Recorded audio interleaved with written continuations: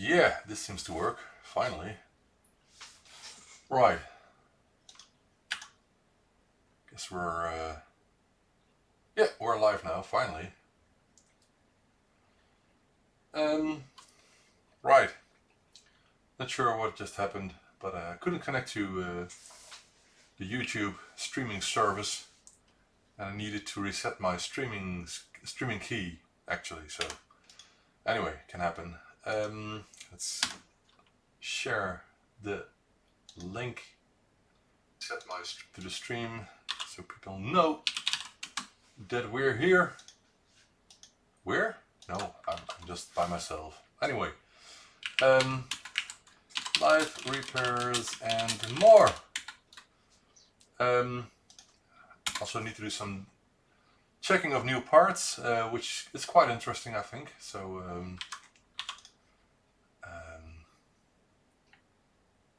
let's copy the link first. Obviously some people are still at work, but anyway, this is my work, so just need to do this, you know. Right now, live repairs and more. Post. I'm flooding Facebook with all my messages. Sorry for that. Anyway, if you're not interested, just don't watch. If you are interested, then thank you for watching. Hey, there are two people here. Someone from Russia, which I cannot pronounce its name. Maybe Alexander or something. I guess. What I can make up of it. What is my TV there doing? Anyway, yeah, sometimes it just shut down my television. I think I need to replace some components in this small CRT here, because it's a bit wobbly and some other things. Nice, Timex 2048. Nice, I like that machine. I got a couple somewhere. Hey, look at it, my TV is really bugging. What is it doing? Stay there. Anyway, I haven't even started, so what I'm going to do today, I'm going to start with testing this tiny transistor here, which is a ZTX 751, 753 actually. It's a series which hasn't been tested for replacing TR5 and 48K ZX Spectrums, which is by default a ZTX 213, but there is some interest in finding replacements for that component, and I found this part. Someone mentioned me that the ZTX 751 should work. I tested it successfully, and I now want to know if the other model numbers from the same series also work, which they should, because they're the same type, just with some more maximum current, I think.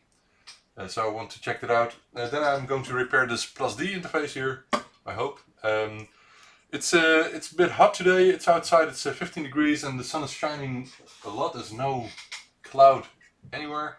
So my air conditioning is switched on for the first time this year, in cold setting, of course, because I've been using this for heating, actually, the air conditioning, which is in the corner there.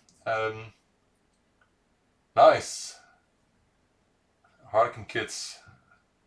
There are a couple of assembly videos from me on YouTube, so if you like that, then type in Harlequin assembly. Maybe you have to add ZX Spectrum, otherwise YouTube doesn't know what a Harlequin is. You will find the videos of that, also a time lapse of the 128K version I did a week ago. So let's get this started. First, I've got two motherboards here. One is an issue 4S and one is an issue 4A, I guess. Maybe I should have gotten also an issue 3 or something, but just for testing, I think this should do it. Maybe I should get an issue 3, but I don't know if I have one near that already works. But what I wanted to check is if the replacement transistor will work instead of the ZTX 213, and we're going to test it by measuring the output voltage on the 12 volt line, which that circuit actually does create. So we want to know if those are of course, compatible. And I'm just thinking that this is a Samsung board, so I hope the transistor is actually in the same orientation. So let's check that first. I'm going to open a document for that first. So let's open the document for the issue 4S here. Oh, I don't have that. That's a pity. Maybe it's somewhere. Let me check Google. I thought I had all schematics. Issue 4S schematic. Let me check. What is this? Schematic layouts. 4A. No, not for us in this web page. So I want to find the one for the 4S. Circuit diagrams, another page. More schematics here. Let me check if I can find the 4S schematic. Nope. Only board photos. No schematics here. So I'm going to look on Google Images and hope there is a 4S schematic somewhere. I really thought I had it, but I don't think so. So anyway, it's not that important because I can use another schematic and just check if the pins on the transistor are exactly the same as what I'm expecting.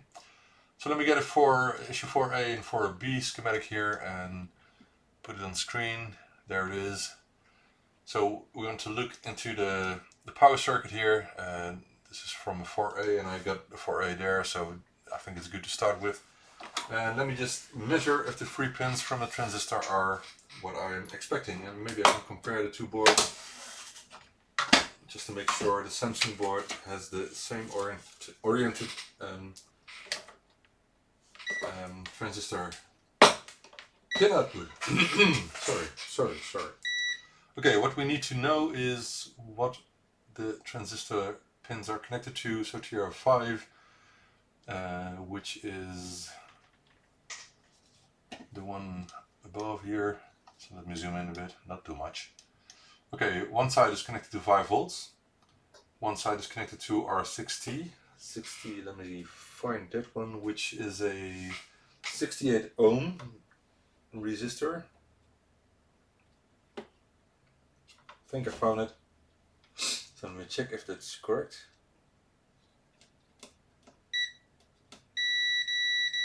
That must be it. So I guess that will be the same on this board, the Samsung board. I will zoom in a second and onto the boards. Just want to know where the components are and how they're laid out. So I should expect that this pin is this point, which is not. So that's not true. Where is it connected then? So again, this pin here goes to the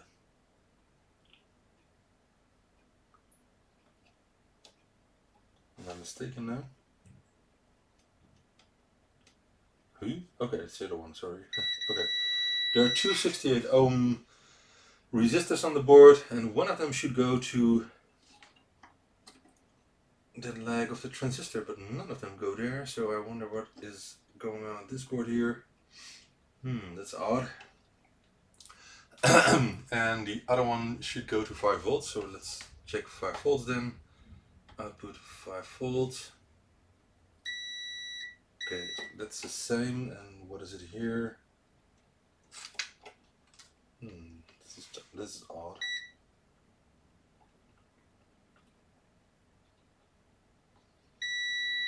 Oh, it's connected, it's just okay. So that seems to be exactly the same.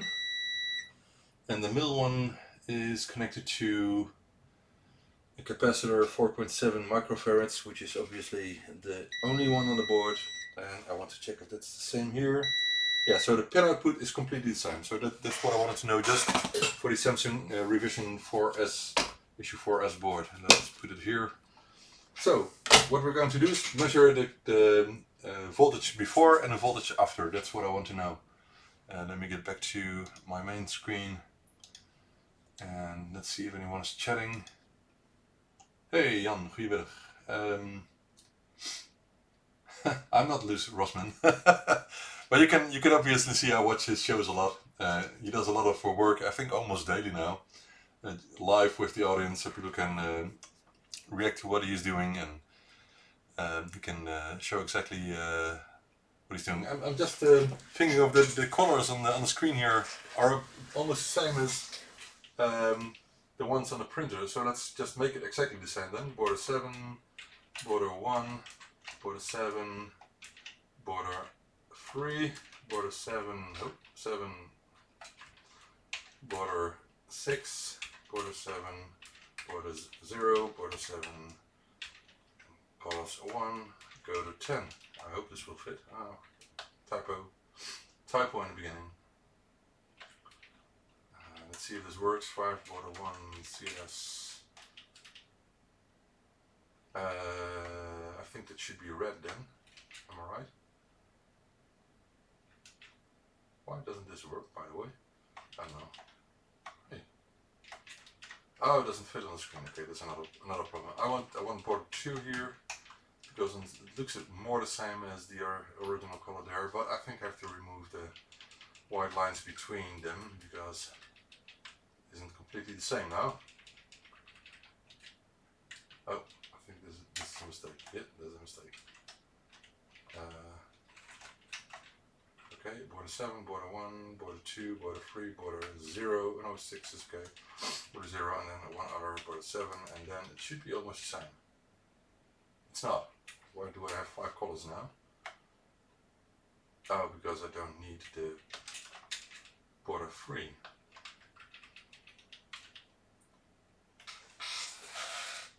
Oh, that looks almost the same, but the only thing I'm getting is a blue border, which is strange. Oh, of course, it's my fault. Okay. This should be almost the same colors as on the printer, isn't it? Yeah, it is. Alright, just making some fun here. So, let's connect something to the 12 volt line. And I think I need the power from that in a second, after we found out what is the best way of connecting it to 12 volts. Maybe one of the capacitors here, I think one of those is 12 volts. Let me check, because 12 volts is actually pin, isn't it pin 2? Let me check. No, pin 1 and pin 8. So pin 1 is, oh no, it's pin 16. Pin 16 is ground, pin 8 is 12 volts. So let me check where, again, pin 8 is 12 volts, so that's that pin, and that is this capacitor, yes, I'm pretty certain of that, and the other one goes to pin 16. Okay, so that's perfect, so we can use the legs of the capacitor to connect these probes to from the multimeter. Should I zoom in yet? Oh, maybe I can. If I click this, what happens? Yeah, that's perfect. Should I turn it? I'm not sure. I just want to be able to show you. If I maybe can turn it this way, is it better? I want to show you. Oh, I think this is best, isn't it? To show you what is going on when we connect this to the power supply. So this is a board with the original ZTX 213. And what we want to know is, oh, there's no ROM in this board yet. It's not that important. We'll just not output any video, or will not boot, but it will output video, of course. Let's check if it works. Yes, this is exactly what I'm expecting. But what we want to know is to compare the voltages. So I'm going to pick a piece of paper here, and then I'm going to watch the chat again. No chats yet. So I'm going to write down the board issue. This is an issue 4A. And the ZTX, TX213 and ZTX 751, 753. Then we have an issue 4S, and we will do the same. 213, ZTX 753, and we want to know if these are these will work. That's the only thing we want to know. So let's power it on with the original transistor, and it outputs 12.40 volts. 12.40, 41, 40. Okay, that's 38. It's going a bit down. Not sure why. Alright, and now we're going to replace this with a 753, and let me just switch off the fume extractor because it's really loud. Let's just disconnect the cables because that is more easy. I like the television, but it needs some refurbishment, maybe starting with some electrolytic capacitors, but we'll not do that now, of course. Right, let's replace a good working transistor with another one and hope it still works. Hi, you're the second person from Russia, and I can't pronounce your name, but that's because I cannot read Russian. It's my fault. I have no idea how to pronounce that. Something with an A, but anyway, you're welcome. Right, let's get the ZTX version out. By the way, I'm doing this because some people in the past told that the BC213 was compatible with the ZTX213, but that's actually not true. In some cases it works, but it actually will result in a lower 12 volts, which causes issues with lots of RAM chips. So we don't want that. We want to have an equal quality 12 volt line. So that's what I'm hoping for here. If this will work, then we can make sure that everyone knows on the forums in the community that the ZTX 753 is compatible. And I think we just have to do another test with the 751, but I'm not sure I have those in stock anymore. Because I picked the last one today, I think.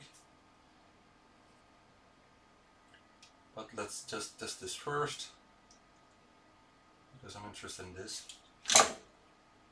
It's quite important because I know that some people are using other transistors which are compatible, but they need a pin twist, and it's not easy, and it's not really the best solution if there is an alternative that is just pin compatible with exactly the same output. So that's what we want to know. So it's still powered off, and we're going to switch it on now with the 753 transistor instead of the 213. So let's see what happens here. Oh, that doesn't work at all. What's going on here? Did I put it in correctly? Yes, I did. I got a strange picture. We do get a 12.6 volts. So, what is going on? I'm not sure.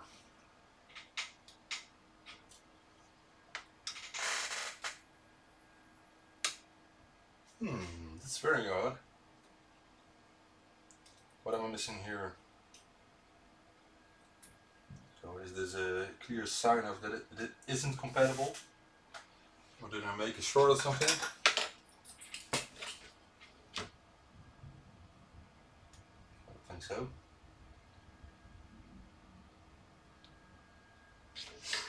I don't think so. So this is interesting. This is how you find out if it works or not.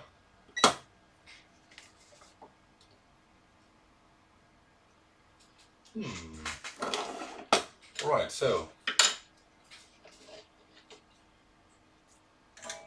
let's get it out first, and let's put back in the 213 to check if what could be the cause here. I'm not sure. There's nothing wrong here. Right.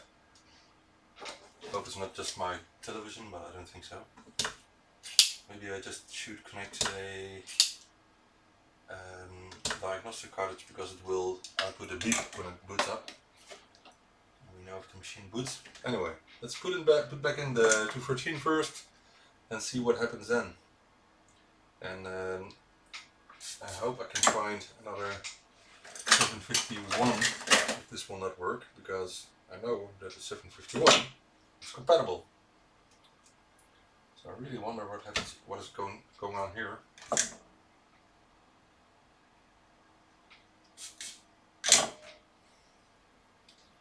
And there's no problem with showing something that doesn't work, because we all learn from it, you know.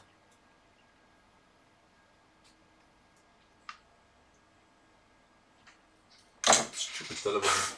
I think you should get my LCD back here. It's more easy. Right. So there's definitely something else going on here, because it doesn't work anymore with the original transistor now as well. So what's going on? What's going on? I don't know. I don't see any obvious problems. What could it be? Did I just kill this board?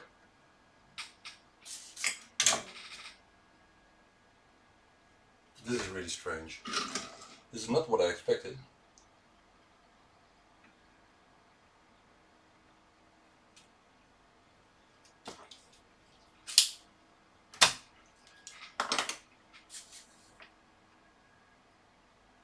The strange thing was that I still got a 12-volt with the previous test, so I really wonder what is going on here now. No shorts, so that's not a problem. Pushing something maybe. Is there a short in something else? No, I don't think so. So I don't know what is going on here, but we're going to do another test. And if this will not work, well, let's first get the diode cartridge, because as I said, it will give a beep, which is quite useful. We like beeps. Power is off. Yeah, it doesn't want to fit on the board. Oh man, someone soldered something on here on the edge connector. Oh, that's what you get for not paying attention, Ben. I never do that, because it's really bad soldering something to an edge connector, because it will ruin your interfaces, connectors. This one is still okay, fortunately. Right. Okay. I don't know what's going on here. Maybe it's this one is dirty. That could be because what we now get is correct. Right. Let's first clean the edge connector. So we have a couple of faults at once, which is Murphy's Law, of course, and it's no problem at all. Vincent, good afternoon from Greece.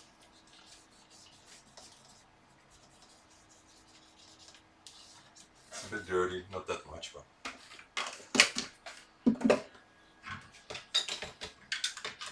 I wonder if Russian people use vodka instead of IPA alcohol for cleaning. Okay, there seems to be a RAM error now, which is kind of strange. Oh, now it boots. What is this? Is this the ULA chip that's not fitted correctly? Let's do some testing. I know there's a 7805 voltage regulator which will get hot in a couple of seconds, but anyway. I don't know what just happened, but let's first test it with the original circuit. Of course, I don't have a ROM chip in, and it will complain about it. But I'm going to replace the transistor again, because I have absolutely no idea why it didn't work a minute ago, and why it gave the same error when I replaced it back with the original ZX213. So, let's do it again. Hey Peter, good afternoon. I never drank vodka, by the way. I really wonder how it tastes, but maybe I'm not up to it, because I don't drink that strong stuff usually.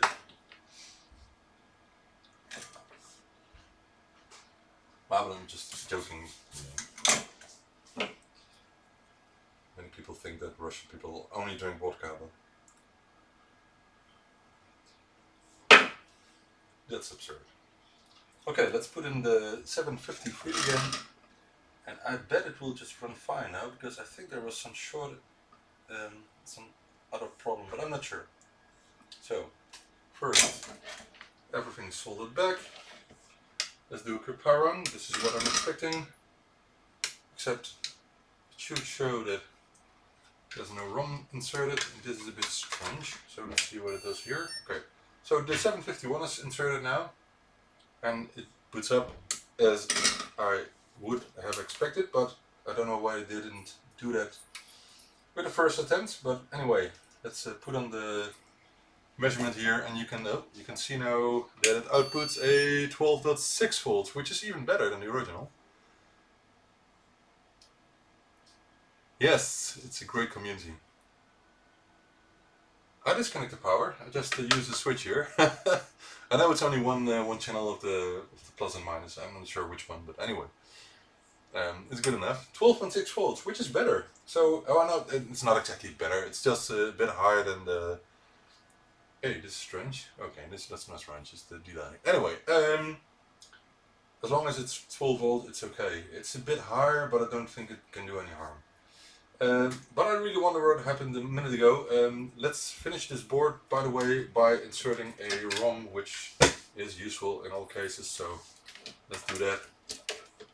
I don't think I have an original one from this one, but let's put in a EEPROM now. 48K. Whoa, let's put, yeah, let's throw them all. Anyway, give me one, please, thank you. And I need a small wire. Throwing well stuff here.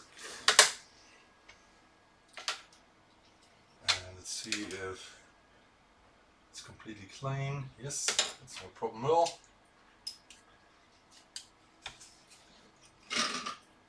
Hey Jan, good afternoon. I hope I can do a weekly show tonight, but I'm not sure. I haven't done one for 2 weeks now because of all the work. But last week my hay fever started again, which is very early for the time, but it's 15 degrees outside, and that will cause many trees and plants output lots of pollen again, and I'm very allergic to those. So even the early ones, like the one from which is called in Dutch is called the Els and the Hazelaar. But I just have to live with it, you know. But I really felt bad the first day when the pollen were in the air. And for me, bad is really bad. I feel very sick. And today it wasn't that better. I think it started 2 days ago. So I'm very grumpy and don't have that much energy. But what helps me a lot is doing some workout in the morning when the kids left to school for school. Then it's my time. I try to finish workouts before 9 o'clock so I can start working after that. But it's a bit hard doing everything what I would like to do. But anyway, we just live with it. Alright, so next part. This is an EEPROM and it needs a small modification to work in a 48K spectrum. Also the board is not prepared yet, so I have to prepare the board as well for that. Because it needs another small modification to be able to combine the two ROM select signals. I know, we weren't waiting for that.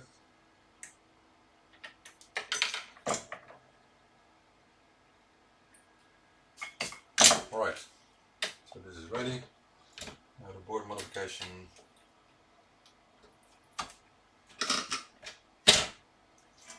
So for the regular board, I need to add 2 diodes and a resistor.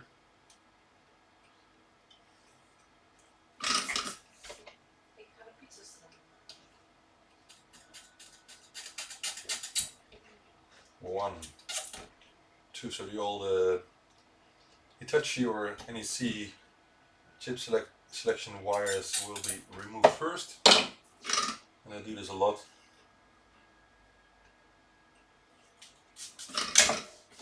To make sure the board is compatible with diff ID interface. It's not that many people are still using that, but they will ever will, and the board has a NEC ROM, then this is mandatory to make it compatible with the ByteDelight interface. It's only, what is it, 5 minutes of work, something like that. It's not much.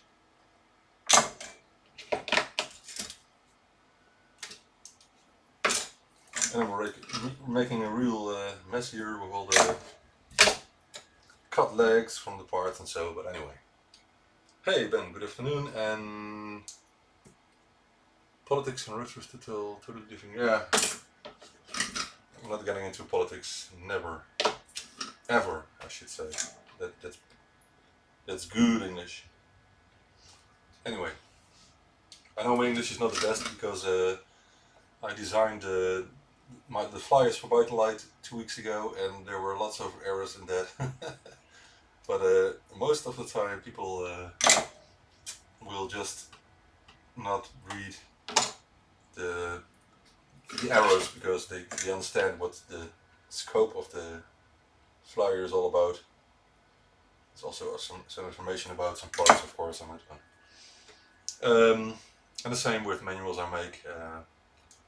Obviously there will be some errors in it, but I'm doing my best. When it comes to Dutch, I really think it's important to be precise in what you're typing and don't make errors, but that's just me. If you do that, you show that you're interested in other people, you know. You do your best making yourself understandable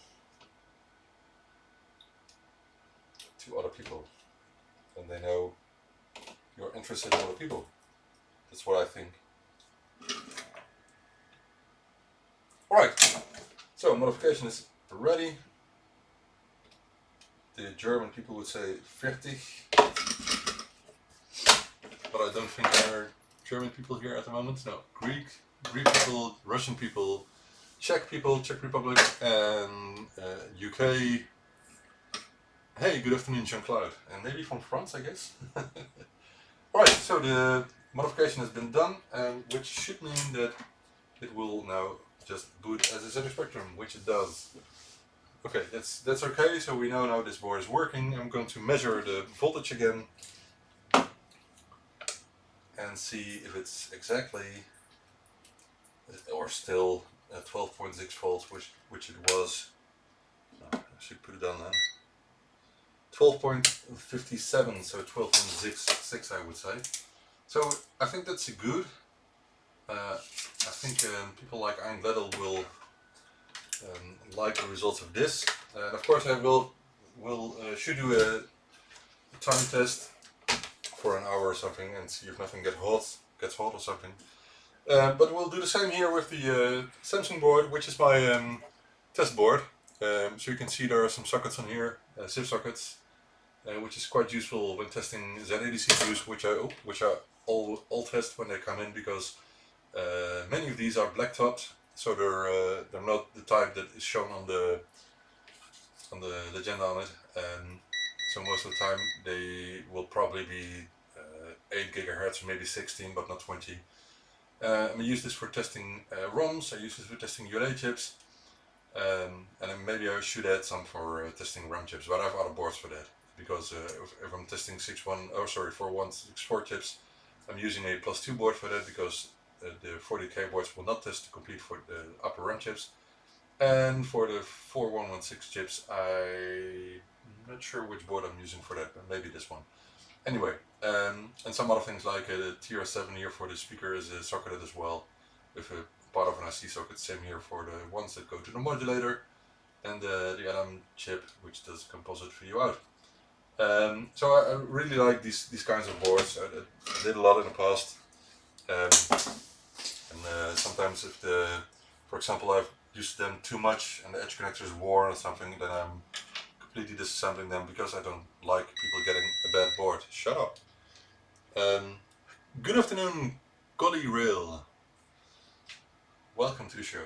Anyway, so I'm going to do the same with this TR5, which is a Samsung type, which is kind of funny because I'm opening the window, by the way, because of the smell. It's bad for your health, you know. Because Samsung used lots of their own parts when they produced these ZX Spectrum boards back in the days. But it's still cool that it came from Samsung. This morning I was reading about it, the Samsung Galaxy S10, and which will probably will be almost as expensive as an iPhone 10. I would guess that. Anyway, it's what you get with flagships. And, but I've had a Samsung Galaxy S2, I think, and but now we all have Xiaomi Mi 4Cs. So this type here. Not sure, yeah, this one. Because these are cheap and they're mid-range phones, and I really like them, and they work very well, etc. etc. Blah blah blah. I don't want to spend lots on my phone. Just have to be fast enough, and it has to work. So we're going to put in the 753 again in the Samsung board, issue 4S. Oh, I didn't measure the 12 volts before. My bad. And I hope this one will not give the same issues as the other one. But let's see. And before powering on, let's connect the multimeter again. So we will see the output. Buenas noches. Good afternoon, Max. Max, is it Max or Max? Max. I would say Max, but that's because of Dutch. Okay. Okay, 12 volts connected. Let's see what this does. We get a 12.6 volts and it boots up just okay. So I think this is about the same result as with the issue 4A. And again, I should use an issue 3, but this is about the same, and I think it's quite good. So my guess is that this is a good replacement for the ZTX 213, which I have to share, of course, on Facebook, and so people will know, but not now. We'll do it later and refer to this video. What can we do? Can we test some things? Yeah, maybe let's. I know that 12 volts is only used, or yeah, it's only used by the lower RAM, but let's test it with some hardware on it.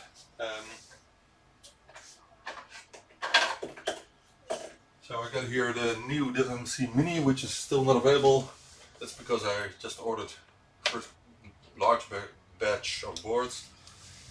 But let's just run a game. I need a keyboard.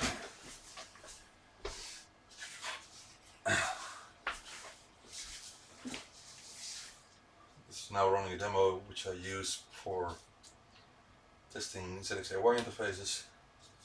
But when I'm resetting, it should not load it, and I don't have any space here, but okay. I get sound from the speaker, but you cannot hear it. Let's make it beep. Oh. Can you hear this? I think you can. It's a bit soft, but okay. But this actually works. So I think it's the 12.6 volts is getting a bit down to 12.5. Oh, you cannot see here. 12.5. It's same with the other board. It's getting a bit lower when the machine is on for a couple of minutes. But I think this works, and it's a good replacement. I don't think the chips are getting hot or something, and the difference is only 0.2 volts, so it's not much. But of course, I think it would be better if the voltage was just above 12 volts, not 12.5. But I will speak with Ian about this, Untitled, and see what he thinks of it. But I think it's a good replacement. I'm very happy with this, because these transistors are easy to obtain. You can finalize them in stock for just 40 cents or something, so it's not much. And it's a good replacement. And I'm also offering these myself, the kits myself, on the web shop, ZX Spectrum shop. At the moment the kits have the ZTX 751, but I'm going to replace the type with the 753 because I think those are easier to obtain. And maybe they're a bit stronger, so they can withstand more power issues if they ever occur, which could be a good thing. Not that power issues should occur, but it can withstand a bit longer. Of course. Hey Brian, good afternoon. Alright, I'm thirsty. That's because of the heat outside, and inside here it's 22 degrees and my air conditioning is enabled. I know I opened the window a minute ago, but...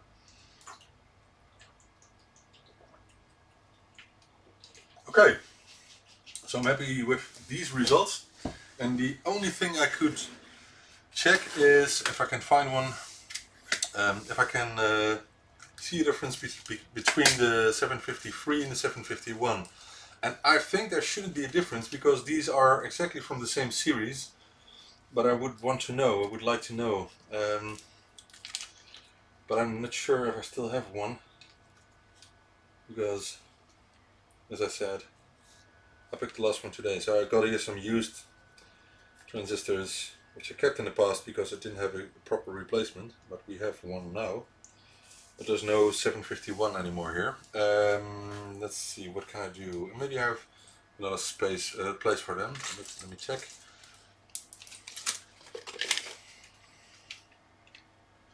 There are some transistors here, so we can check if that will work, or maybe if there is any amongst these parts here. Big mess. 213, nope. 213, no. No, I don't think so. Nope. That's a pity because I wanted to know the difference, and I don't have one anymore. Only 753s at the moment, so I cannot compare the two. But anyway, for now I think this is good enough to know that there is a proper replacement for the ZX213. Can I do a time test? No, I want to continue with some other repairs right now. So what we have here is a plus D interface. If you haven't heard about plus D before, which I think you all have, it's a floppy disk interface for the ZX Spectrum, and for that I'm going to use my Harlequin machine here. Alright.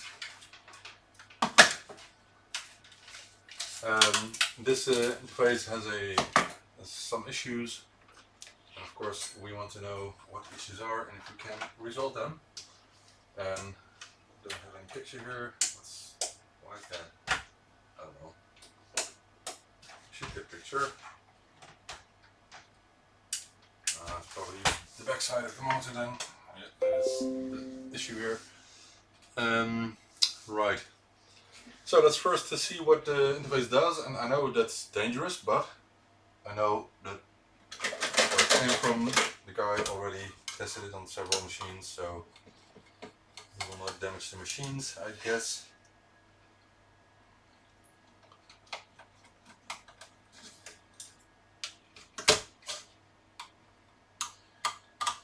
Also already opened it because he sent me a picture of the insides because I wanted to know which revision it was, because there are two major revisions of the Plus D. The first one had some chips piggybacked and had a 16L8 PAL chip, which I don't have a substitute for, but the newer revisions have a PAL 20V8 or 20L8, I'm not sure, I have to check, and I have a substitute for that. So PAL chips are quite easy to damage, and if that one is actually the cause of the problem, then we'll fix it easily, because I have the replacement chips for those. First I'm going to bend some pins back here, which are not exactly straight.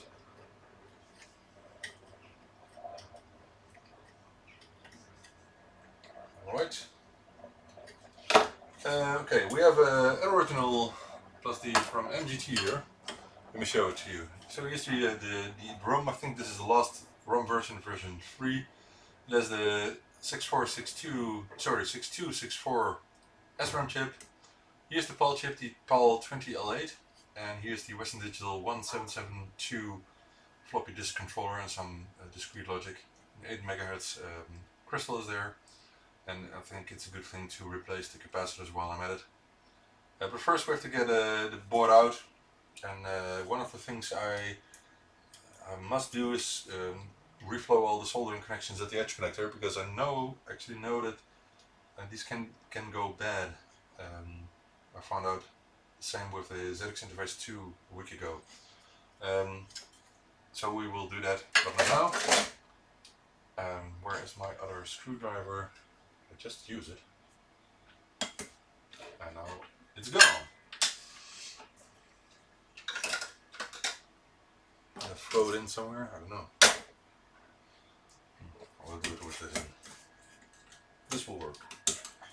So the original Plus D has its own voltage regulator. Oh, that's a pity.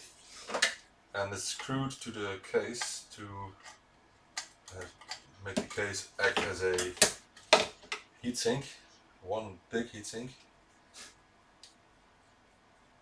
It's actually a very long screw, so it could be a bit shorter. I might replace it with a shorter one, which also has a Phillips head, so it will be more easy to screw it out. These interfaces were very well made. So this is steel. It's not the thickest. I guess 1 millimeter or something. But it's a very strong case, and MGT was sold. I'm not sure if the whole company was sold to Daytel, but Daytel continued making the Plus D interfaces, but with a white case later on.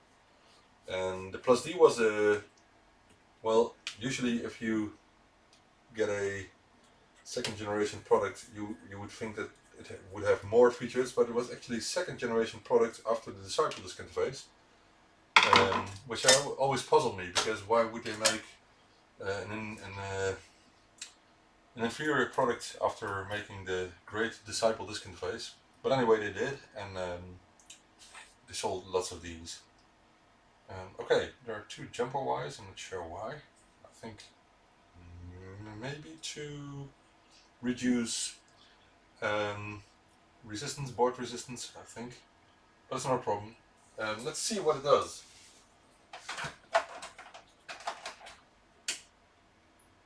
It boots up, and I think it boots up correctly. Yeah, it even has the LED flash once, which is good. So it will give the check disk and drive error, which is just what I expected. And maybe I can show you switching screens here, but it's almost not visible to you because of the flickering on the screen, which happens to CRT. So it seems to work, but before continuing checking anything else, let's connect the real disk drive on it to it. Should have some floppies somewhere. Test floppies. Which box is that? Are these the test floppies? Yes, these are. Right. And I need a 5-volt power supply. So I also craft these dual floppy drive sets, if you don't know, because many people like me like to use the old school floppy disks. I really like using them just for fun. And I got a huge archive of games on floppy for Plus D, and I can actually play some in a minute for Plus D and Disciple disk interface, and also for the Plus D Lite interface, which is my own version of the Plus D. Let me check which is pin 1. Oh, the 7805 is getting hot. It shouldn't surprise me.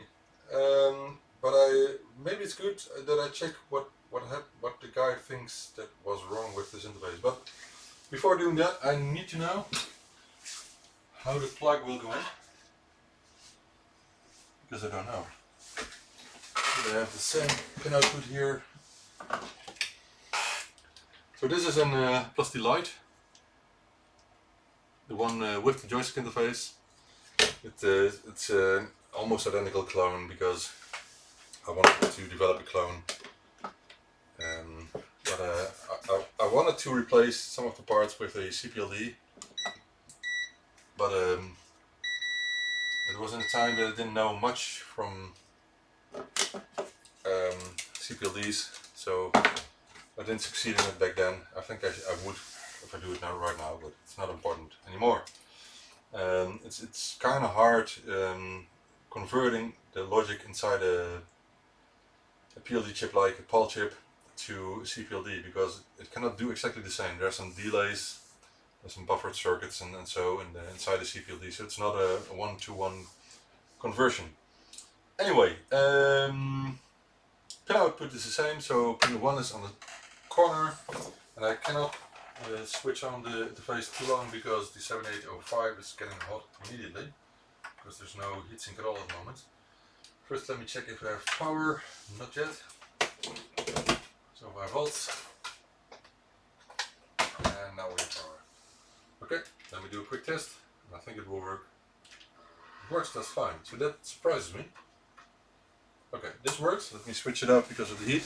So I'm wondering now what happened to the guy who sent it to me. Let me check where I left that message so I can maybe contact him right now. Javier is his name, his first name. I'm not going to tell the last name because I want to keep private stuff private. Let me see, Javier. Alright. The problem. What was the problem? I got to check this problem in 2 different sugared floppy drives. Okay. And also when using a PC floppy drive sourced by PC power supply and your cable. So I think I sent him a cable. I thought the problem would be in the plus D, but I don't see a problem with the plus D yet. So I wonder what else could be the problem with his tests then. I don't know. So we used 2 different floppy drive sets, and both gave the same error and said that check disk and drive. So the problem could have been the floppy disk interface, the controller, sorry, the Western Digital chip, but I don't see any problems at this moment. So I really wonder what it could be then.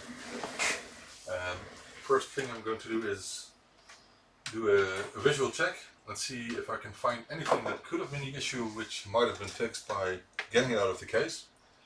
So let me just check that first.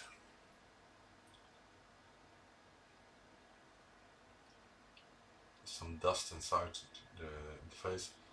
I can see some pins from the edge connector which are not connected very strongly, but they still are connected, so that isn't a problem at all. No, they're still soldered, so I don't think that is the issue here.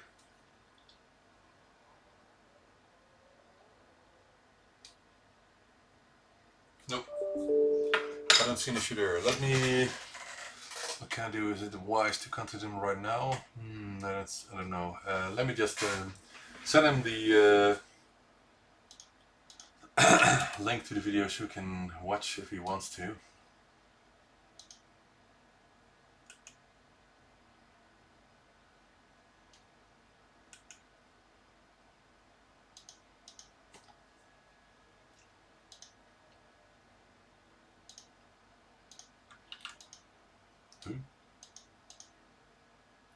Right, what's this?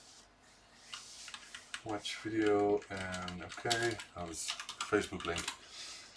Alright, this works. Let me send him working on your plus D at the moment.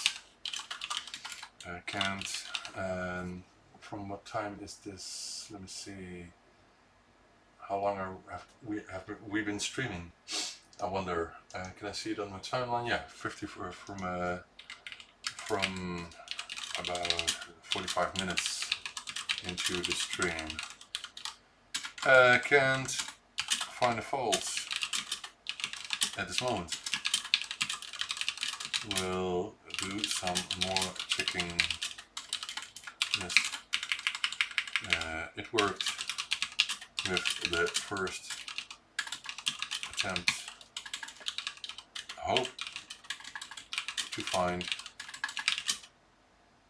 because otherwise it must be something with your drives. Okay, so he got the email.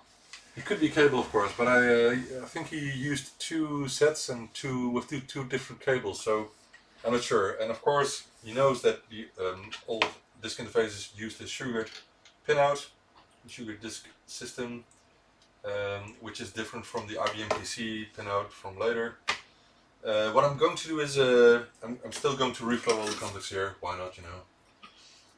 It's getting a bit darker outside because it's getting 5 o'clock, so the sun is getting under.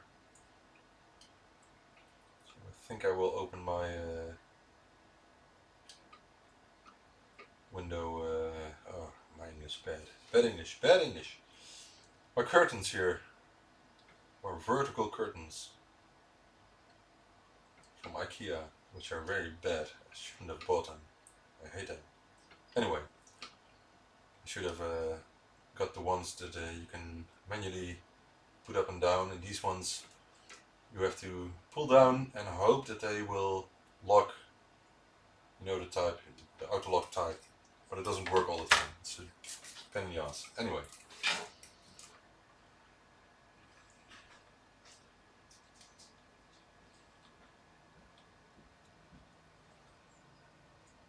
So let's do this first and then clean up the contacts because there's a lot of dust on them.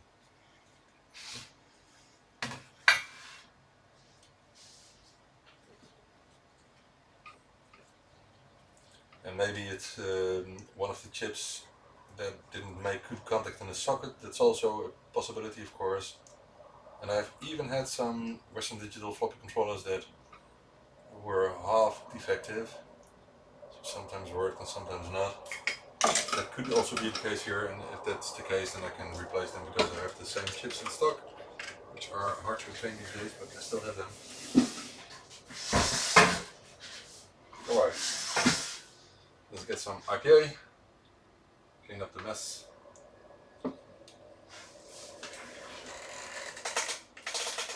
And I got pizza here, so let me grab a bite.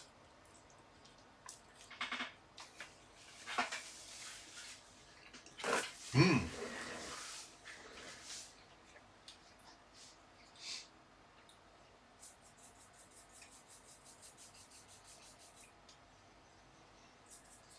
We always have dinner early in the evening, mostly because the kids were young a couple of years ago, of course. Now they're 8 and 12, so we could do dinner later, but just got used to the timing. Okay, this one is almost cleaned.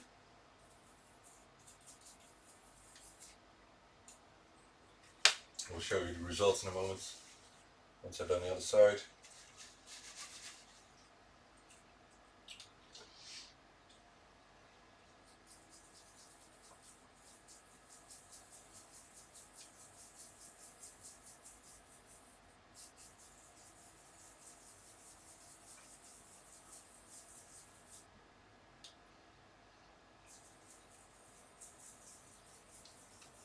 Hey, Micro NC.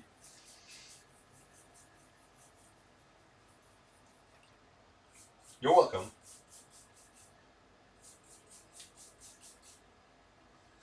I really should do a ByteDelight weekly show. Maybe tonight, maybe tomorrow. I have to check. I prepared it completely, so there's a complete program, which makes it more easy to me to actually do a show. But I have to watch my health at the moment because of the hay fever, which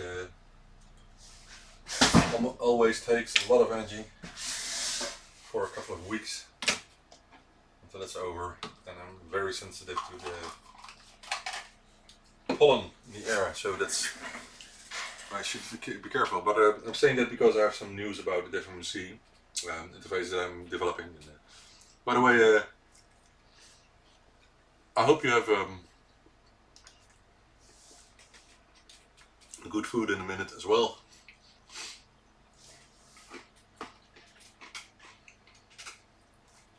I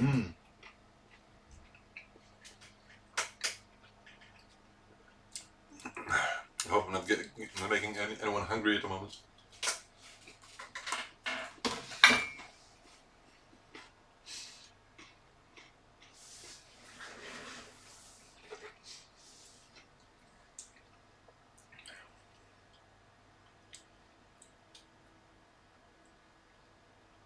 Please, camera, focus. Yeah, there it is. So these are cleaned and reflowed, all the contacts, and look like new.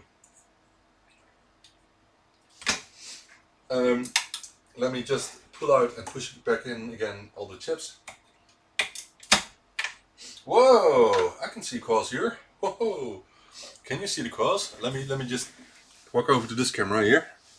Can you see the coils here? Focus board, focus camera, come on, yeah. Look at that. I've never seen so much corrosion on an IC socket. Can you see that? It's completely blue there. So that must be one of the issues.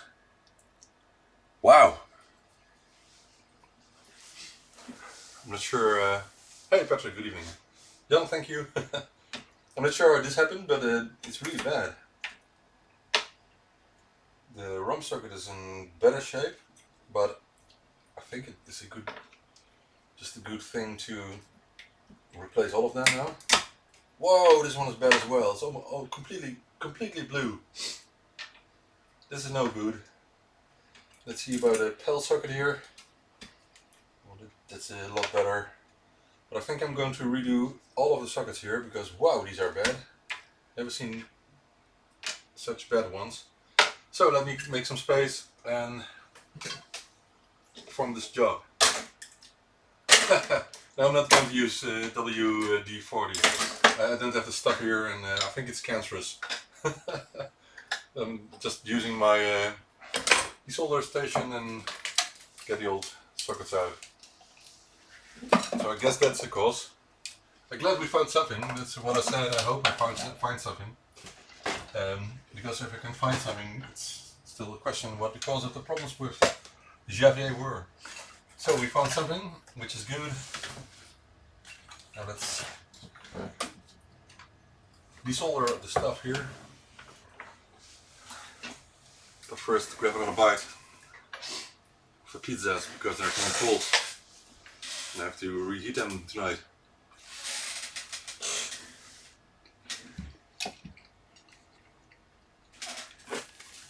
I have a glass fiber brush, but it won't work inside the sockets.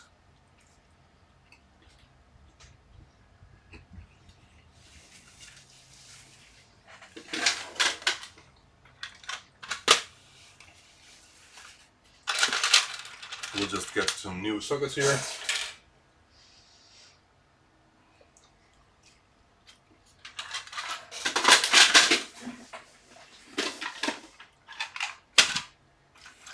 And 24 pin one.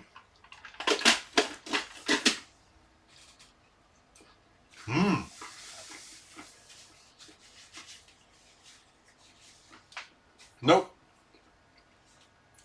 No, Patrick, I didn't. When was it? When was it over? Today? I'm not sure. I haven't seen the Opus Discovery recently on Marktplaats, but.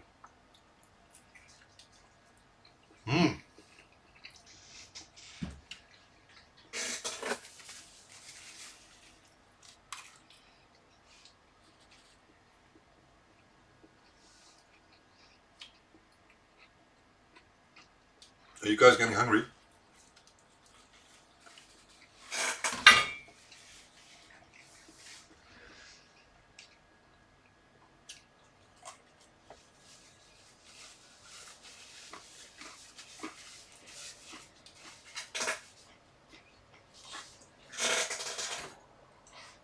I actually still have to start using the pick and place machine. That's one of the reasons I should hurry up with all the repairs that are still waiting, because I really need to create time for getting the pick and place machine to use which I haven't. I'm making a picture of the circuit board so I know exactly where the wires must go to. And we're going to remove all the sockets and put new ones in. And I'm always reflow the pins first, so it's easier to get them out. Let's switch on the station here. Right.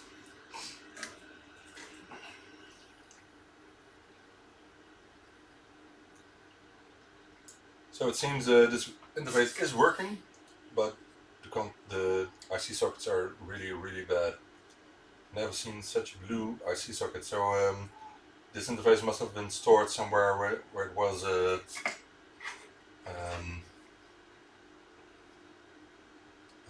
humid. It's better, of course, if things like these are stored in a dry place. Not too dry, by the way.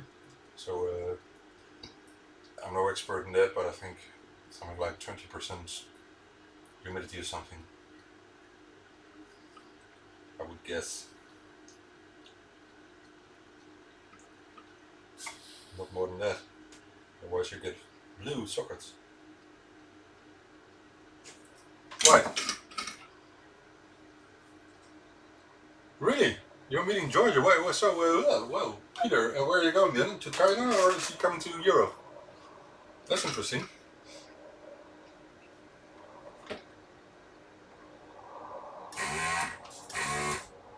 Are you picking up stuff in China directly, maybe?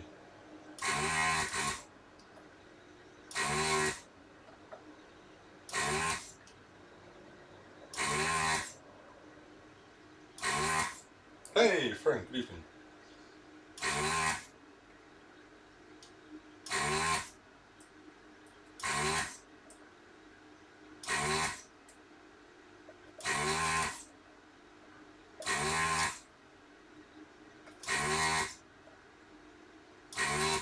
I know that Georgia sometimes comes to Europe because he was born in what was it? Serbia, I think.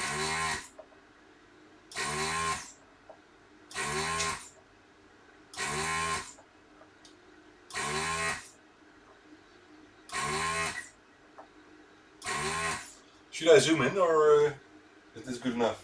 The question is, of course, what do you prefer to see?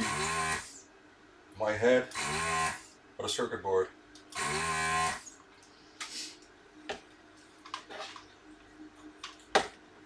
I hope the chip will come out easily. I'm not sure. Let's clean this first.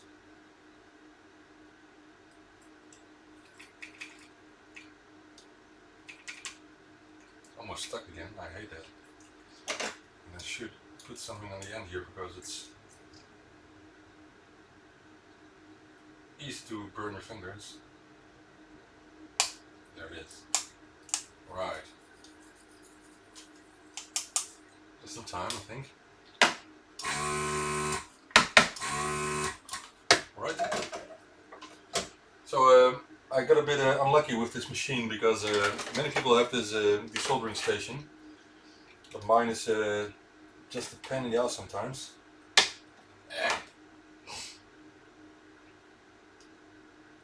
The holes for the pins of the IC sockets are so small, so tiny. It's hard to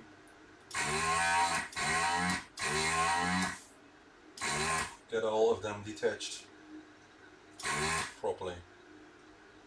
So I just have to see which one is still connected.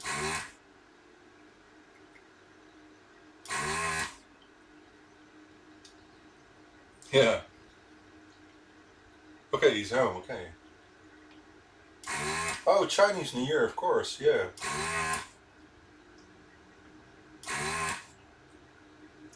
I had a feeling that this year the Chinese New Year took way longer than usual because some people are still not returned and opened the shop again on things like eBay and AliExpress and Maybe the holidays are taking longer. Maybe people are getting more wealthy and they're spending their money on holidays or something. I don't know. Yeah, that's better. I hope I'm not destroying anything here on the board, which could happen if I'm not careful. But it's getting out. It's getting out. We're almost there. It's still in one piece.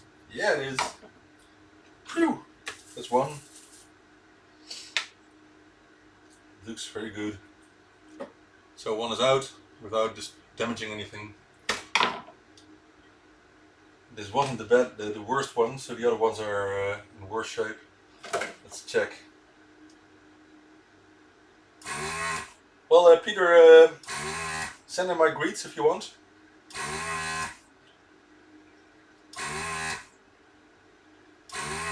I was talking to someone today who was looking for a ZX Spectrum 128K. He first asked me for a toast rack, but I don't have the time yet to finish the refurbishment of the stack of them I have in stock here. So he was also wondering about pricing, and we shared some thoughts, and he came to the conclusion that the Omni laptop at the moment is one of the best affordable toast rack clones. And just like when you assemble Harlequin kit, it really gives you the feeling that you're working on a real ZX Spectrum 128K model. So an Omni will do the same, and has the benefit of that it's portable. So I think George is doing a good thing there, except of course that no one in Europe would be allowed to resell the Omni laptop because of the copyrights and so on. I wouldn't dare myself, because I don't want to get in trouble with those kinds of things, especially because there are some people who are interested in trying to obtain a legal license of selling Sinclair stuff or Sinclair branded stuff.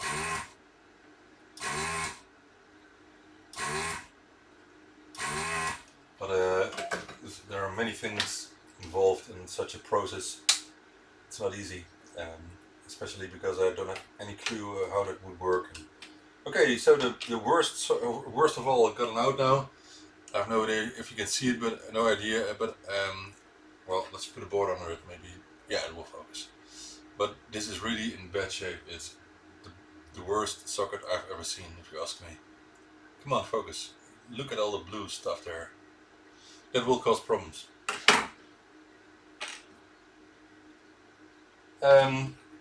I'm going to do some cleaning in a bit with some new IPA, because this is really, really bad. And the other circuit's even bluisher. Is that English, bluisher? Sorry, I'm making you hungry again.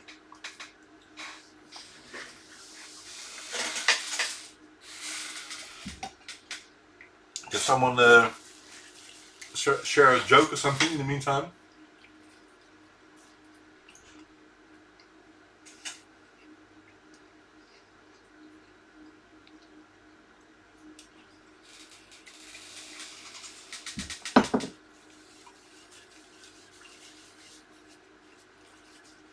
If you don't like me having pizza during the show, then I just can say I'm not the worst with these, because Louis Rosman was drinking a bottle of Jägermeister last week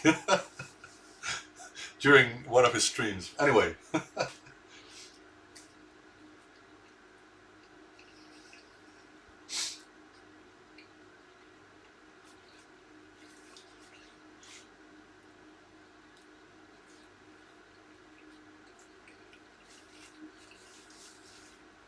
I think the PCB holes are kind of protected against corrosion, because they're soldered, of course.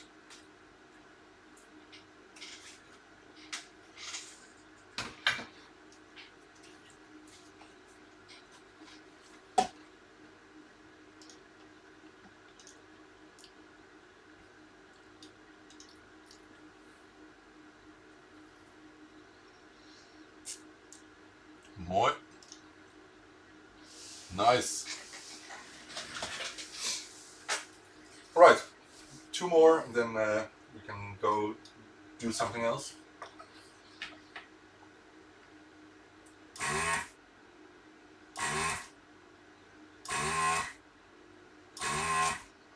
So what I'm doing is I'm heating up for a second, then making a circular move so the pin comes loose completely and there's no solder left.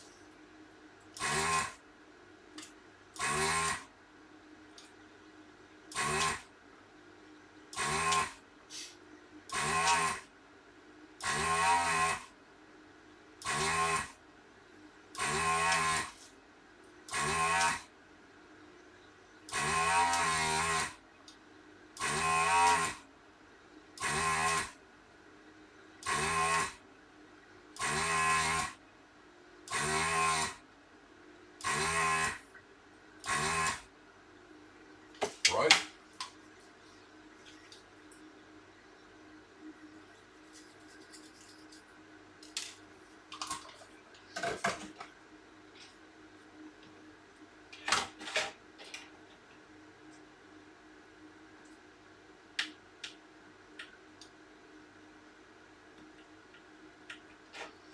Couple of pins still stuck.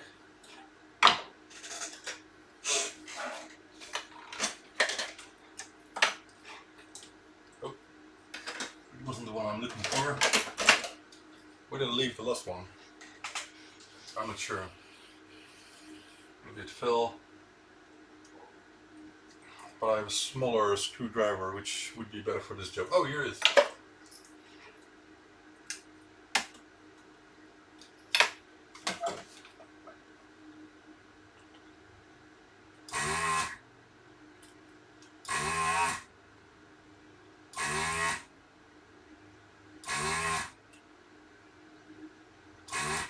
Okay, that must be it. Right, yes. Yeah. Right, that one is out as well. Oh, there's some dirt underneath the socket. I really wonder what happened there. So this one looks a bit worse than the other holes on the board from the previous chip. But anyway, we'll clean it up and we'll see.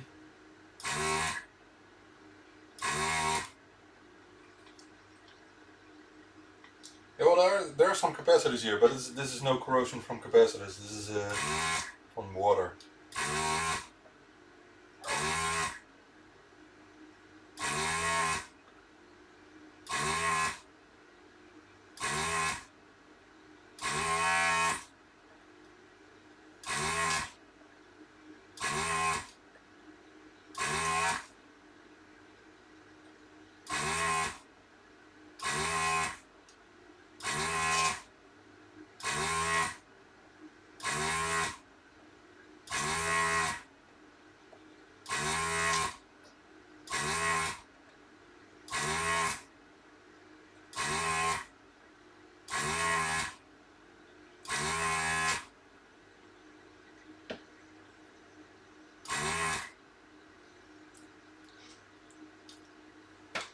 Yeah, the Amiga boards have it mainly from the batteries, isn't it right? I think.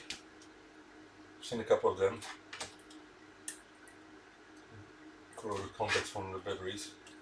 You can still repair it if you want to, but it's some more work, and I guess you need plenty of jumper wires then.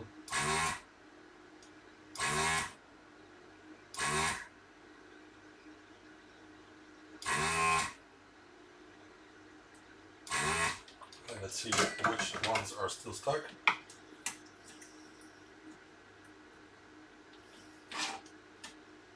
It's almost out. Yeah, there it goes. Right, so first let's do some IPA cleaning in.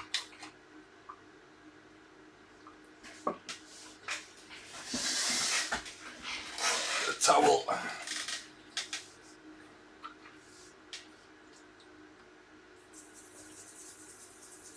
I think I'm going to use the glass fiber brush for this because when using sandpaper it will destroy or will remove more of the solder mask, and that could be bad for the future of the board.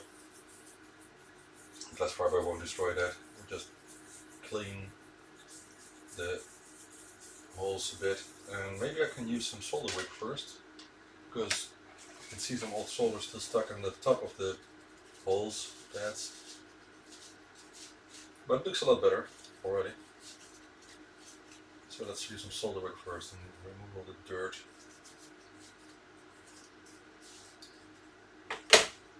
I think the Plus D interface is a great interface, and it's quite valuable, although people don't tend to pay that much for it. I think you can, if one is over on eBay, I think you can get it for £50 or something. Not much more. Solder wick, that's what I was thinking about. The Disciple interface is a completely other thing, of course, because it has the huge molded case, which I really think is the best case of any interface ever, if I may say so. And I was thinking, and I'm still thinking of, developing a interface with several interfaces combined, but I'm not completely sure for two reasons. One is, if I would use that, I was thinking of using a case that looks a lot like the Disciple case. Even the interface 1 case looks a lot like the Disciple case, but I think it was made earlier than the Disciple case. Anyway, but it's smaller, of course. The Disciple is bigger. Not sure, by the way, why they made it so huge. It looks quite nice when mounting it underneath a ZX Spectrum Plus or toe strake, but it could have been smaller. But it's awesome to see, and the problem is, if I would want to make or have such a case produced with the same process that I'm making cases right now, that is laser sintering, so 3D printing, it would be very expensive. It would cost about at least €50 each, maybe more, and that's cost price. And then I need to get it completely black and more things like adding light guides and that sort of thing. So it would be more expensive even when you want to use it on a complete product. I'm not sure if people are interested in that, because it would not make the complete interface cheaper than the separate interfaces altogether, although it would look nice. And it's also a risk, because if you order a 3D printed case and you pay €50 or €60 each for it, then I have kind of a risk for each one, hoping to be perfect. So I'm not sure if I should do that. That's one reason. The other reason is that Young Crucero, which was in the chat a minute ago, I hope he's still here, is developing the MBO3 interface, which I'm really looking forward to, because I think it will be an awesome interface. The MBO2 was the best disk interface, by the way, for the ZX Spectrum. It didn't have the best case, but it was the best because it had a Z80 DMA chip inside, so it was an accelerator for some software, and it also supported HD disk drives, and it was the only disk interface that supports HD disk drives, so 1.8 megabytes I think per disk. And I've not heard about any other interface that supports that, but MBO3 is being made at the moment, which has lots of stuff integrated, not only disk interface but also a compact flash interface with ESX-DOS, and a SD card interface with ESX-DOS, and a sound interface with I think turbo sound support. Also the Z80 DMA is implemented inside the FPGA core, so that will be an awesome product again. Okay, the contacts are completely cleaned. I'm not bothering about the other side, we'll clean it afterwards when it's resoldered. So I'm going to put in the new sockets, and for that I have to check. I don't have it here, but let's see, because there's no orientation on the board itself, so we have to Google for a plus D. My nose is frustrating because of the hay fever. Anyway, now come on, man. Plus D disk. Oh, come on. What are you doing? Stupid keyboard.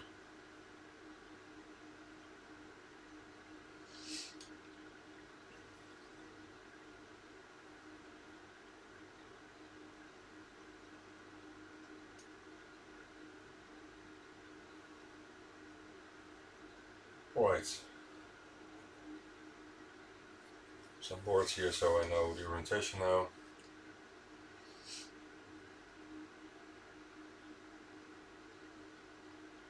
Not many photos of it. One is good enough.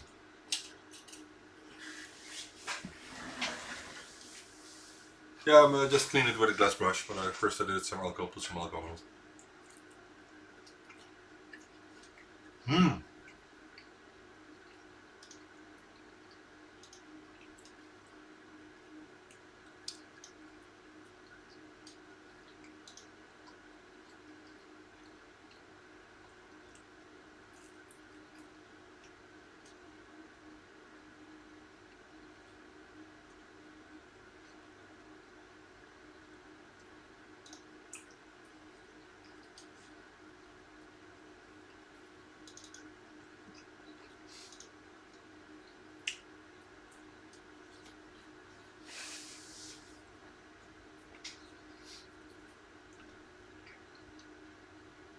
Some people just disconnected, but I think that's because they just finished work.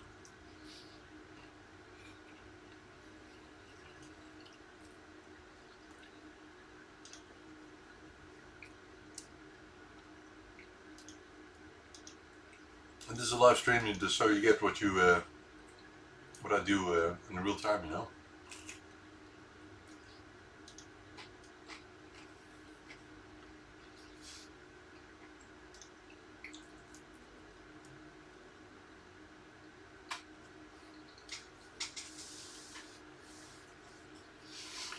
In the meantime, I'm watching some reposts of my manual for the capacitor kit. I'm offering since a month, I think. So this is the actual photo I made this afternoon. That's how the kit will look like when it arrives at your doorstep.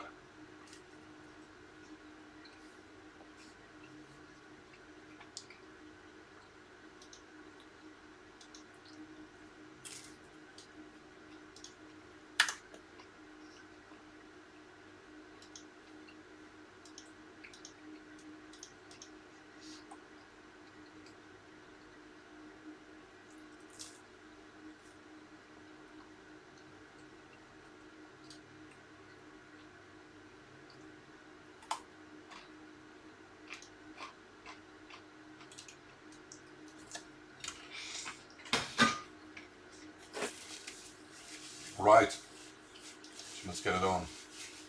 I'm just curious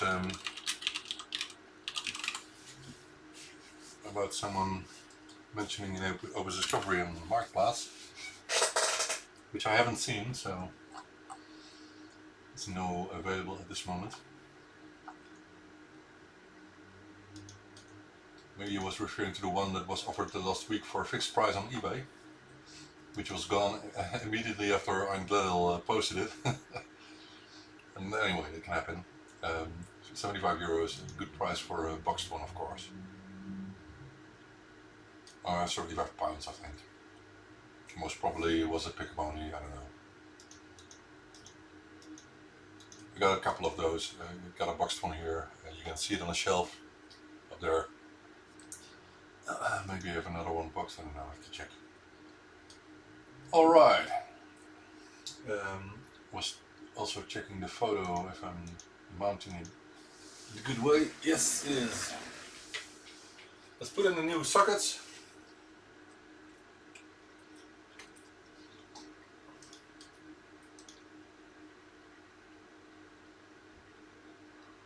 Whoa, Diablo.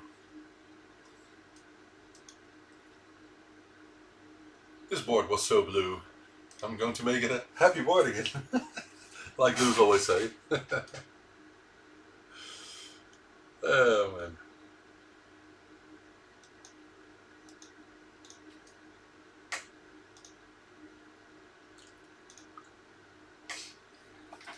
So I'm referring Lewis a couple of times now because I enjoy Lewis Rosman's streams now, and I hated them when I first saw one because the guy really curses a lot. But now I understand that he works in New York in a small store where people can bring in their Apple products for repair.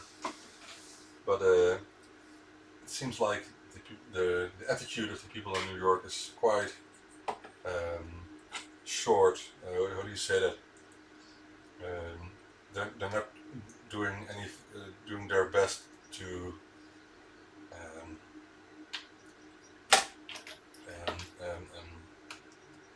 greet you in a proper way and respect you in a proper way. And anyway, that's the attitude of the people there, and that's the world that gives them that attitude, I guess. Oh, which one was the old one? Which one is the new one? This is the old one, I guess. This is the old one, yeah. Of course, I really like when people at least try to be friendly and gentle with other people, but maybe maybe the world is getting so hard over there that that's just the way people treat each other. You see that. You see a bit the same in a country like Holland. We live in Eindhoven, which is in the province North Brabant, and people are very easy and try to make a talk with each other and don't want to have any problems with other people, usually neighbors and that sort of thing. But when you get over to Amsterdam or something in the neighborhood of Amsterdam, capital cities, then you see that the attitude is completely different, and people, many people who live in Amsterdam, moved over to there because they want to make more money or something. And you see that their attitude is changed because of those choices. But anyway, now I'm getting to know Lewis a bit. And only a bit, because it's just what he likes to perform, how he likes to perform on YouTube, of course. I get him, I respect him, and I like the videos he make and what he's showing of how to repair stuff.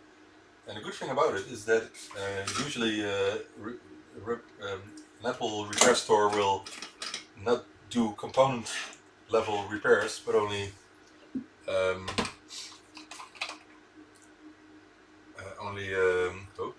there's a bit too much alcohol here. But only boards or parts of boards or something. And Lewis does component level repairs, so he schematics, he uses them to find a fault, and then he only repairs the discrete parts or the chips that needs to be replaced, and not more than that. Which people are very happy with, because he's definitely asking a lot less than Apple does most of the time. I think always. And about all products can be repaired by component level repairs, and that's what Lewis shows, and that's what more people show, that the way Apple treats customers, and Apple really hopes that you will buy a new iMac or a new iPhone every 2 or 3 years maybe, and if there's anything wrong they will give you a huge bill for repair, and if you don't like it then you can just buy a new Apple product. That's what they want, and that's not what we do here, and do the same when it comes to component level repair here. So you diagnose the issue, you find the cause of the issue, and you replace the part that needs replacement, and not more than that. So that's what I like about Lewis. And he really wants that people to be able to do the same themselves. So that's what he tries to focus his videos on, so people can learn from them. Right, new components are in. Oh, do not drop it. So new sockets are in. I have to put the 2 wires back first.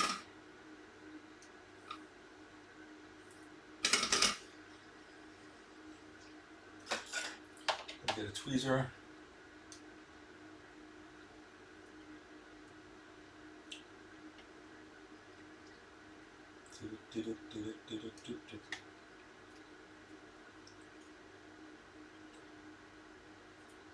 Sure why 2 Unlimited popped into my head, maybe because it's a tweezer. 2 Unlimited tweezer. I'm not sure. Anyway, it's Dutch. Right, let me check if it's the same as on the photo I made earlier.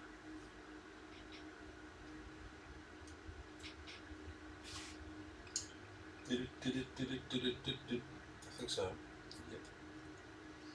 Okay, next thing is to check for shorts or something, if I didn't do anything wrong here. Maybe I should still clean the bottom of the board. I see some solid blobs here.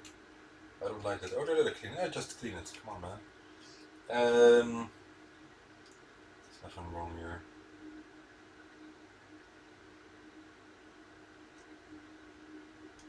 Only the smell is bad. The smell of the board. Don't smell board, guys. They don't smell good. Yes. Yes, that's what I think, Frank. I think if the New York people are not that bad, they just have that attitude. And that's what I prefer to think. Of course, there are always idiots around, but we have them in Holland as well. Anyway, and this is not about politics. This is just experience. Let me check if these legs are clean here before putting the chip back. But yeah, there's some dirt, so I have to clean them as well. And we'll do this one as well. Then the glass fiber brush will come in useful. But I never do that in the neighborhood of my head or mouth, because lots of dirt come off, and even the small particles of the glass fiber, I don't want to breathe those. So I'm very careful with that. I really love dirt coming off. Man, it's so dirty. Dirty little pens.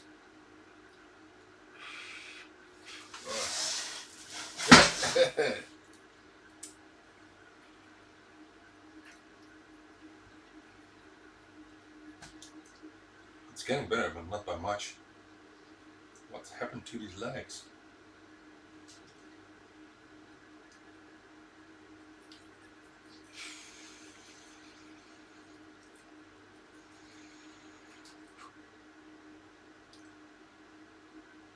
Oh, but this is good enough. It will never happen again.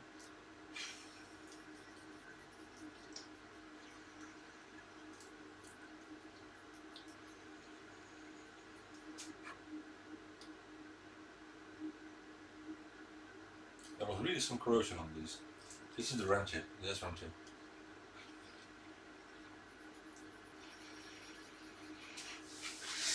Okay, a bit better. It's no more bluish stuff here, at least. That's good.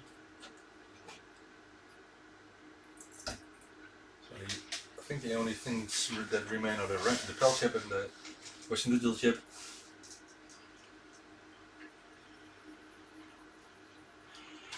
I'm giving it a good clean because I don't want to stay any of the dirt on it.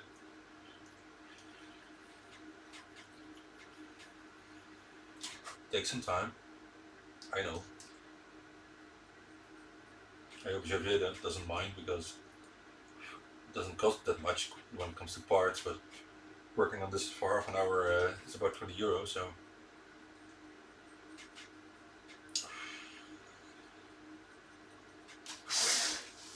Right. This looks clean, very clean.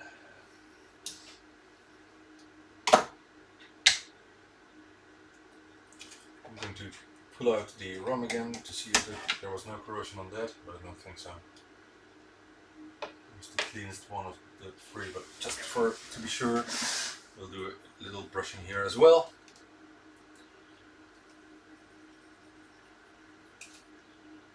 This one.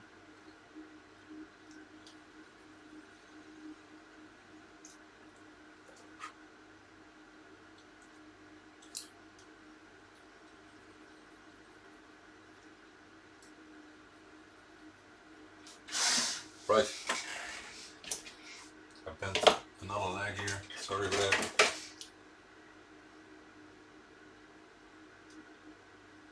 Right.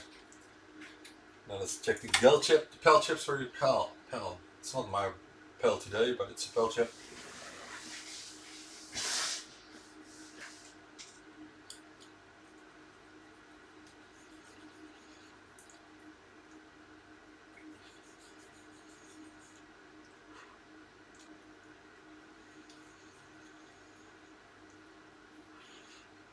Right.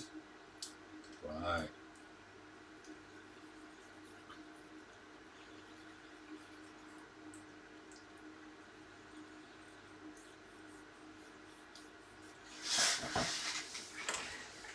Right.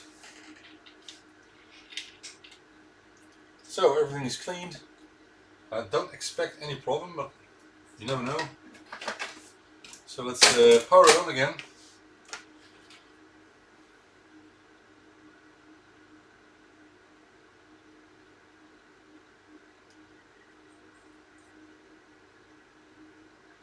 There's some remains of residue on the other chips as well, so I'm going to clean this just a bit. So I think someone spoiled water on this.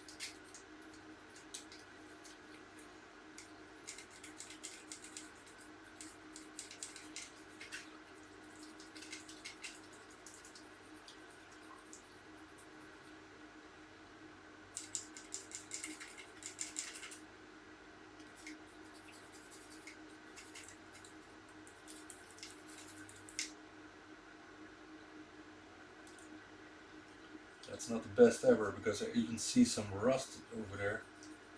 But I just hope it won't get worse.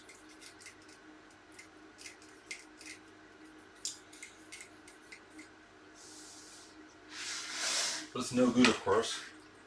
But the contacts are completely fine, so it's just on the outside. I don't think it will do any harm at this moment. Right, let's power it on again. Let's connect it and see if it still works.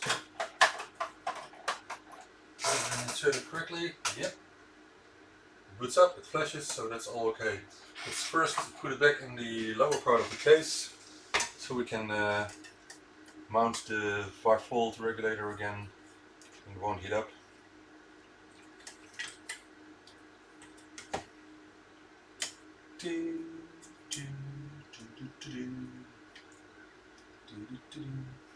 I really love music in the background, but it's YouTube, you cannot play too much, or otherwise you will get in trouble. But oh, this afternoon I saw part of news, NOS news about vinyl is getting back and getting on popularity again. And of course, we all knew that all for years. But anyway, they showed that Philips here in Eindhoven opened a museum all about vinyl records, and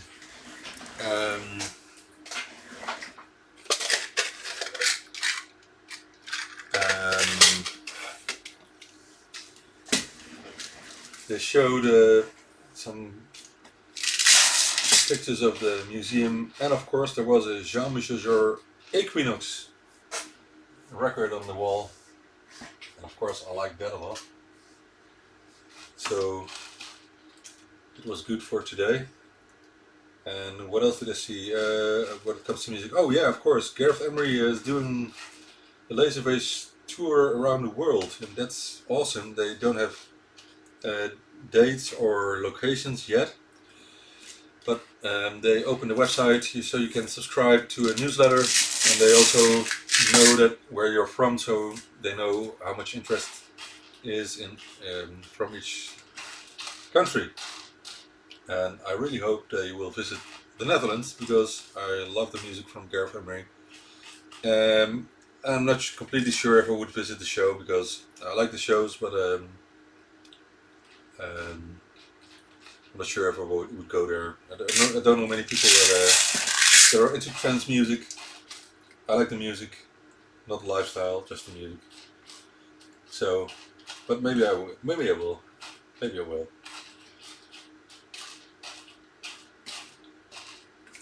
I think the good thing about electronic music mostly is that it keeps me busy without distracting me. That's the good thing about electronic music, if you ask me. Oh, come on, I'm looking for a shorter screw. I don't have a one for N2 specifically, so I was hoping to find one easily, but I haven't found one yet. Just a small screw, guys, come on.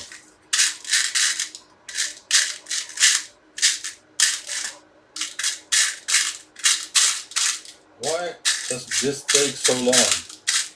And of course it will be one of the last screws you touch which will fit. And even that's not the case here. Oh, here's one. It's too small, it's too small. Okay, another one then. Ah, come on.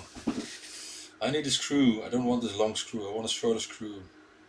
Otherwise I will just have to put in the screw again. I don't see a shorter one. Nope. That's a pity.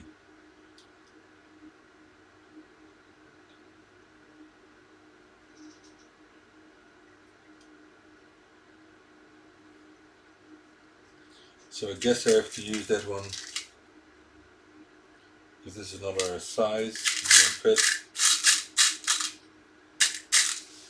We'll use this one. Okay, I get the point.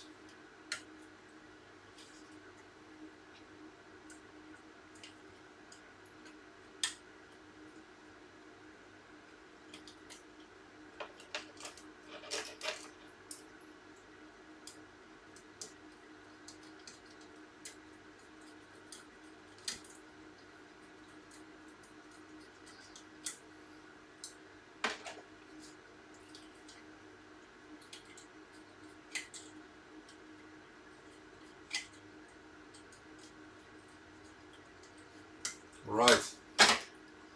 So that's connected again. Attached. And now we're really going to test it again. Let's see if it completely works with a proper heatsink.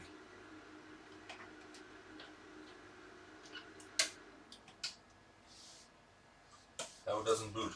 Why not? What is this? Come on, it worked a minute ago.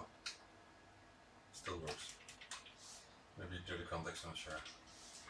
It doesn't see the interface. What is going on here? Let me clean my edge connector first. Otherwise it could be a 5-volt power problem on the board.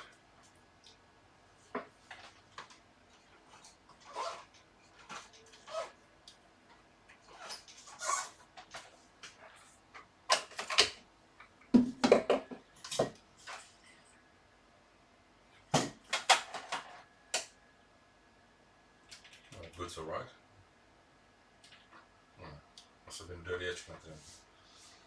Nope. And we're going to get a game disc. Give me one. Oh man. So much stuff here. Whoa. That shouldn't have happened. Okay, got a game disc here. Let's do a reset. And run.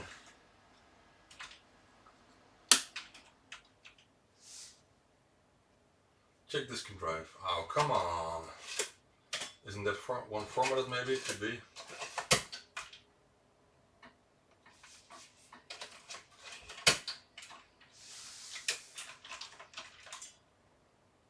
There's nothing on the disk.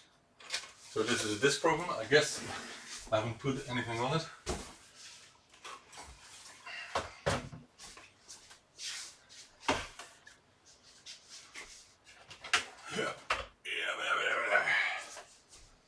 Okay, here we got some more discs. I think I only did a couple, like 10 or so. So maybe disc 11, I'm not sure. Let's see if this gives anything. Nope. Now we have to get back to somewhere like 10. I think I just did it the first 10 or something like that. So check this out.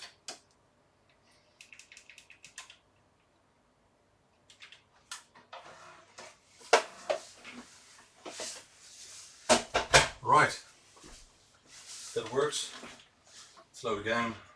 I don't have sound on this machine, but let's load Airwolf maybe, or there's even a snapshot. So let's load P6.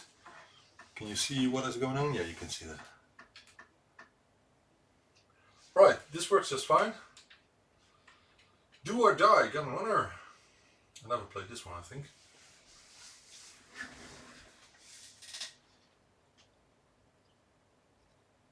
Yes, Vinyl Records. It is. I was thinking of visiting it as well because of the nostalgic value.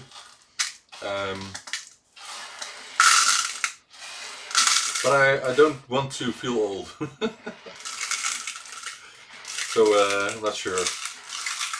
I have to get to the Home Computer Museum again, by the way, to grab some stuff that needs repairs for Bart. So I think this is completely repaired. We'll do some more testing later on. But I guess it was only the bad sockets then.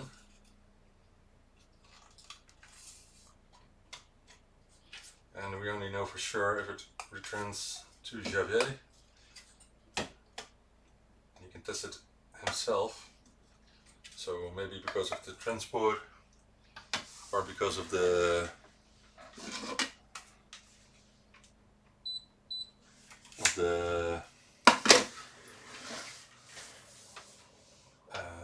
pushing the sockets or something, it worked here with the first attempt. I'm not sure, but I will return this after some more testing, and you can check it himself. So this is cool. We did 2 things in the stream, which is already taken about 2 hours, so it's quite long. And maybe it's good to take a pause because we can do the ByteDelight weekly show at 7 o'clock then. 6 o'clock of course in the UK. Let me put this here. What else can we do in the meantime? I'm not sure, let me think. I have a big box with repairs, but I think I'm going to work on that tomorrow. So I guess this will be nice to get the headquarters cleaned up a bit and prepare for the weekly show in half an hour then, which is no problem at all. Just going to get the setup ready here, like for example the cool lighting we now have. I think you can see the difference if I plug it in. Look at that. A lot more light. So it's like the sun just came up here in ByteDelight headquarters. Anyway. Alright, if you guys are okay with it, I will clean up a bit, and we'll see you in half an hour if you want to. I hope so, because I like it a lot chatting with you guys along during the show. So we will ready the weekly show stage, and we'll see you later. Bye bye!